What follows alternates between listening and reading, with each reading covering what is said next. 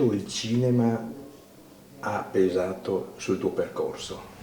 Ma sicuramente in generale il rapporto tra musica e immagine ha sempre influenzato, è sempre stato di grande ispirazione per le mie composizioni sin da quando ero ragazzino. Io sono un fan sfegatato dell'animazione e dei cartoni animati.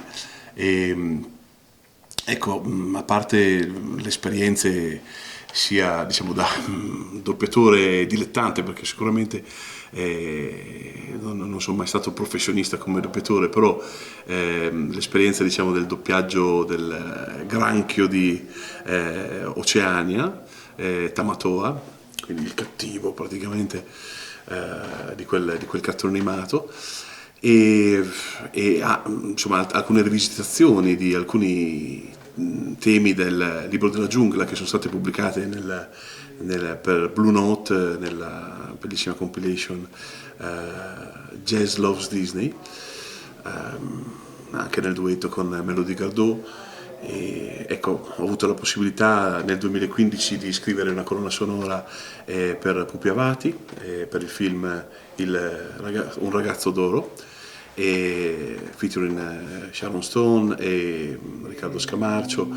E poi ho lavorato anche come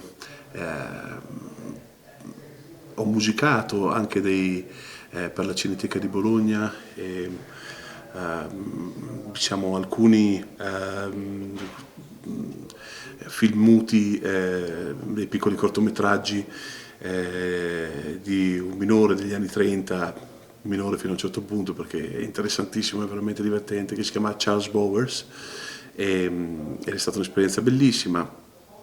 Di recente poi ho scritto la colonna sonora per un cortometraggio che si chiama Mi Pequeño Chet Baker, che ha vinto, di Mauro Diez, che ha vinto il premio come miglior soggetto al Festival del Cinema Italiano di Madrid, e ho continuato a lavorare con Mauro Diez scrivendo la colonna sonora del suo film in preparazione, intitolato Costa Nera, prodotto e distribuito da Minerva Pictures. Quindi sono sempre attratto dal rapporto tra la musica e l'immagine. Una delle ultime esperienze è stata quella avere il privilegio di reinterpretare un brano che era stato pubblicato soltanto in una versione ridotta da Luciano Berio, e si tratta di un brano che viene da un'opera sacra scritta da Luciano Berio, intitolato Alle Hope, con testo di Italo Calvino, ed è stato usato da Davide Ferrario nel film su Calvino intitolato Calvino nelle città. Si dice spesso che il pianoforte sia un'estensione del corpo del musicista. Qual è il momento esatto in cui capisci che tu e il tuo piano state parlando la stessa lingua durante un live? Ma io credo che noi pianisti siamo molto fortunati nella sfortuna di non poterci portare il nostro strumento, quello che abbiamo a casa, dietro sul palco nei concerti. Abbiamo la fortuna di poter ogni volta provare un pianoforte nuovo, magari di diverse marche, ed è veramente bello scoprire le varie sfaccettature che ogni brand e ogni modello di pianoforte possono offrirti in quel determinato contesto, e non solo.